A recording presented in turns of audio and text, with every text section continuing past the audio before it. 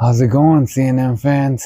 Anybody that keeps up with these videos, I appreciate you guys so much. Thank you. And stay tuned to them because, like I said, this recovery wasn't a cakewalk. And as we speak, I'm writing a book on it. And I'm going to inform you guys and be really detailed about every single little thing that I went through because I want my story to get out there and I want it to change people's lives, especially the young generation, because I want to show them that life is not a joke and life is not promised. And so we're going to continue where we left off, which, like I had said, we go right into progressive. Progressive was a rehab that I went to that when I first got there, they put me on a regular bed. And I got excited because it was probably a weekend that they're like, we're gonna end up switching you beds because we want you to be one of the first patients to try out the bed that we're gonna have in here.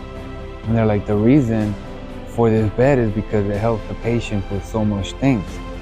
And the reason of that was because it was an air mattress. So that air mattress could literally prevent you from any bed sores. If you don't know what a bed sore is, it's a sore that comes out once you're laying down for too much and you're immobile. And I literally got hit with like 2 of those throughout rehab, and luckily, thank God, they healed. And so they told me, we want you to try out the bed and see how it works. So they put me on that bed. Once they put me on it, there was a situation where they tried to stand me up on it.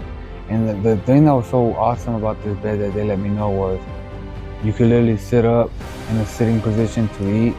You could lift it up to a point where it goes up from here, from laying down, it starts raising up like this, and it makes you stand up. And I remember at one point too that they ended up trying it out with me. They started lifting it, and this is the laying down position, like I said. So they started raising it, right? They started raising, and they had me connected to the blood pressure machine. And that's because they wanted to make sure that my blood pressure didn't go too high up to a point where it could be dangerous. So they start standing it up, and they get to this point, which was about like 65 degrees. And they were like, okay, they saw that blood pressure was not too bad. And they're like, all right, we're gonna go ahead, keep raising it. I'm like, all right, let's go, let's do it. I'm excited because I'm like, this is the first time I'm gonna stand up again in like 3 months and a half, So they start raising it again. Now it gets up to here, which is like 85 degrees. At this point, I remember that I did take a picture with my brother, holding up my thumb up, like, yeah, I'm good. And it was about that position, and they stopped it. They stopped it because my blood pressure went high, and they're like, no, we don't want nothing dangerous to happen or nothing to go out, to pretty much go to the risky point. And they stopped it. And in this rehab, I also remember that that's when they were also training me to get officially off of the breathing tube, because I still had the tube in my neck, and they hadn't took it out yet.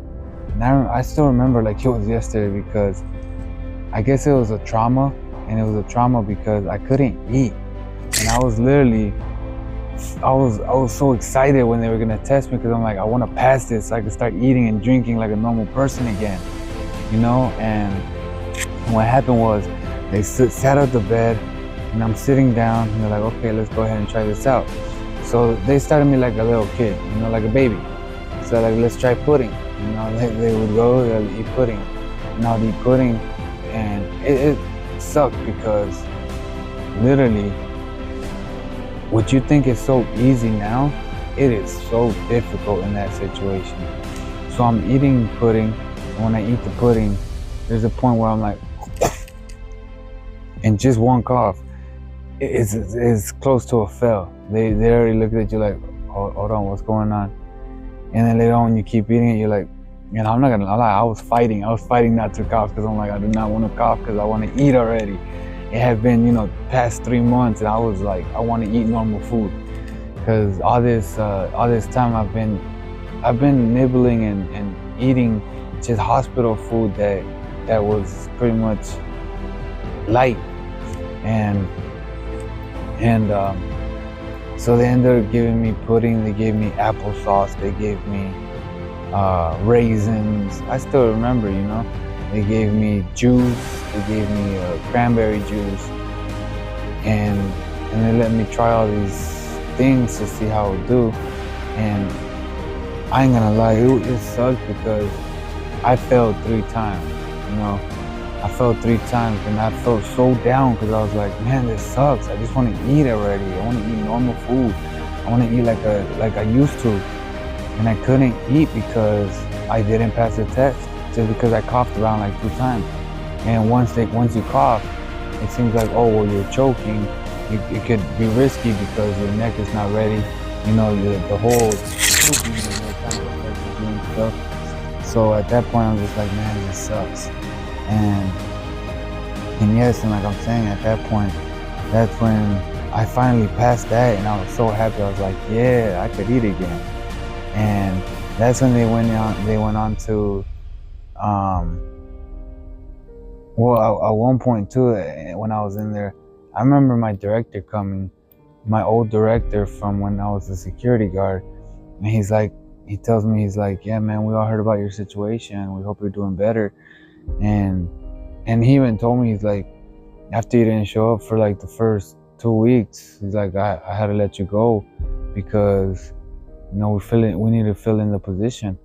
And then he told me, he's like, I rounded up as much coworkers that knew you, and I ended up asking them if they wanted to donate anything to you to help you out, and so that you could actually have something to fall back on. And I'm like, oh, okay. And I guess he ended up giving me an envelope, and when he gave me that envelope, my sister actually grabbed it, and she's like, I'm gonna hold it for you.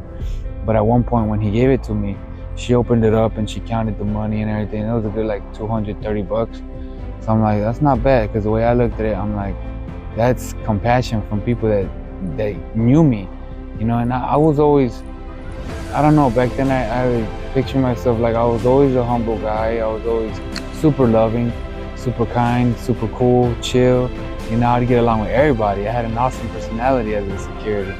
But then from there, it got to the point where I ended up passing the test of being able to eat again.